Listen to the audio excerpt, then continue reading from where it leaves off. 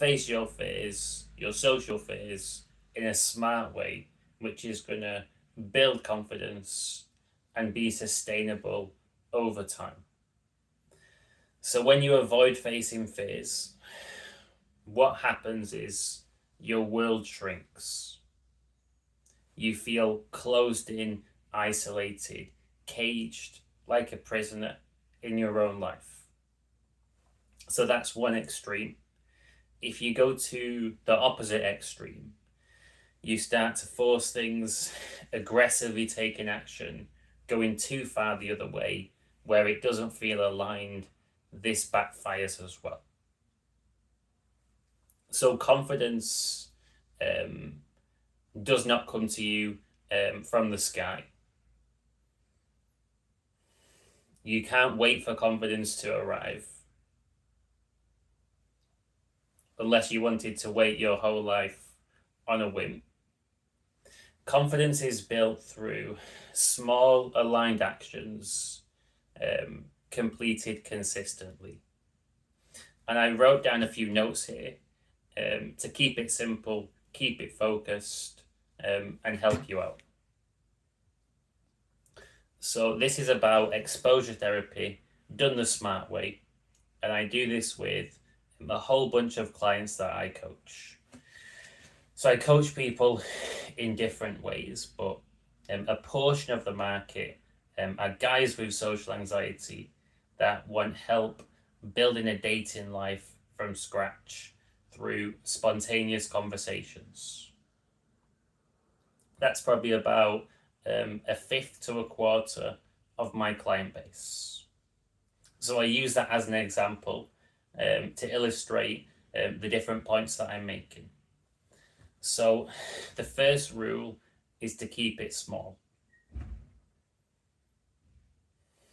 You don't need to go out on these fear-facing marathons. It's not necessary to make progress and grow. So, for example, if I'm coaching a guy in this area, he can practice once a week for 30 minutes. And during that 30 minutes, he can challenge himself to give out a genuine and sincere compliment, one that feels aligned and feels real, not forced action. And also, he can push himself to have one small conversation. And this can be a 30-minute session once a week. This is sustainable. It's enough to make progress, and it's something you can build on over time. So keep it small. You don't need to have fear facing taking over your whole life to grow.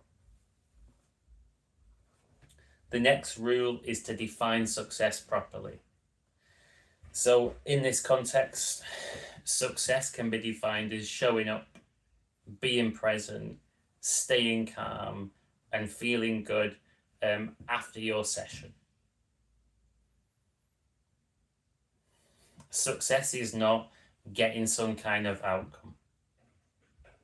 So if I was coaching a guy in this area, success would not be getting a phone number.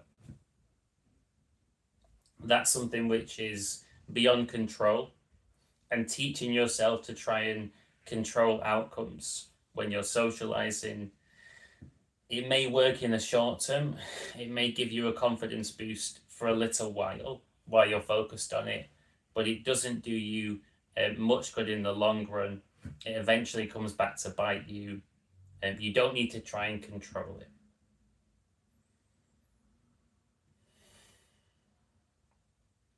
So the second rule is defining success properly. So it's turning up, being congruent, aligned, calm, present, enjoying yourself, calmly executing your challenges if you're challenging yourself, but not putting too much pressure on yourself at the same time. The third rule is to let all conversations complete naturally. Sometimes it's just not natural to have a conversation with somebody, so it's completed before it's even started. That's okay. It could be a brief moment of eye contact, and that reaches completion. It could be a 10-second exchange. It could be several minutes and then it fizzles out. It could be several hours as well. So we're not trying to control how long conversations last. That's not our job. The job is to be aligned, be open, be present, to enjoy participating. And it's really about exploring connections naturally. And this is a much healthier mindset because it's more aligned to reality. It's more sustainable on a long-term basis. And all fear-facing involves stepping into the unknown. That's what fear-facing is. And that's why it requires bravery and courage, because you're doing some kind of experiment in your life. If you already knew exactly what would happen, you already had the experience, the fear wouldn't be holding you back so much. It would settle a lot in your system. So you are genuinely stepping into the unknown in those moments and being brave. And when you define success properly, you keep it small and you let interactions complete naturally. You're building this positive feedback loop in your life where you're going to feel good, taking action and growing, which is going to make it easier to keep on taking action and keep on growing. You're not setting yourself up for short-term gains followed by a fall. This is long-term gains. Doing things the proper way. So fear is not a stop sign, it's energy moving through your body.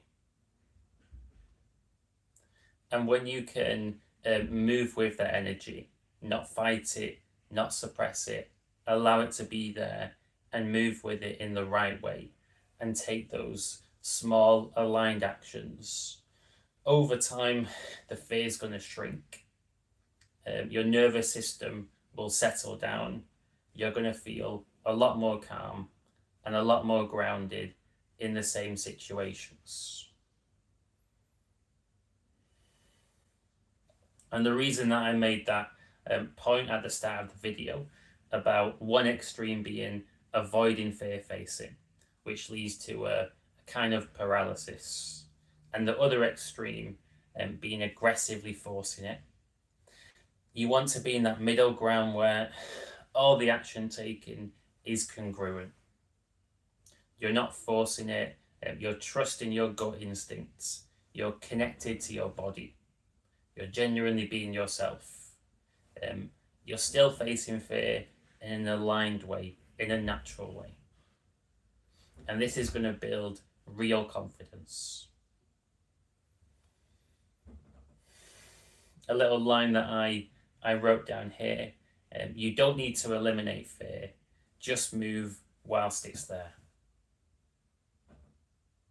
Beating the freeze response. And my encouragement is that you can pick a small action, something which is tangible and something which feels a bit uncomfortable, but still aligned to who you are. Something that you want to do, but you're a bit scared of doing, and face that fear.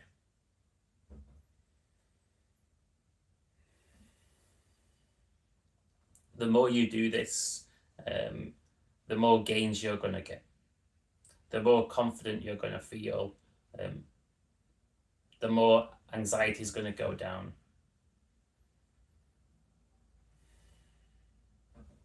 So I think this is the next best step. Don't need to do heroics, still aligned actions. So don't try and transform your life today. Just focus on stretching it a little bit. And then from that new stage, you can stretch it a little bit more. And as a final closing point, I always encourage my clients to focus on health and fitness, and have this be like a parallel journey to the social confidence journey. When you're focused on health and fitness, you're going to experience gains over time, not absolutely rapid, but noticeable, gradual, noticeable, real world gains. And that's going to help you have that patience in the same journey when you're facing the social phase and gaining social confidence. And there's lots of mindsets which are the same. You know, the battle of you versus yourself, not you versus someone else. Seeing gains over time, feeling stronger over time. So hopefully you can take some encouragement from this video and face some of your social fears. Start small. You don't need to start big. It's not one big massive action taking. It's the long-term journey. Don't wait until you're ready. Start ready to get ready. The smallest action's fine. That's going to build momentum and set you up for future gains. You're planting seeds now for the future. It's going to take time, but it's going to be worthwhile, and you're going to thank yourself for taking this action now in the future. So I'm now going to shoot off, get some more wording on my business, coach someone later on, all the rest of it, get my own gym session in as well. So until next time, have a great rest of your day.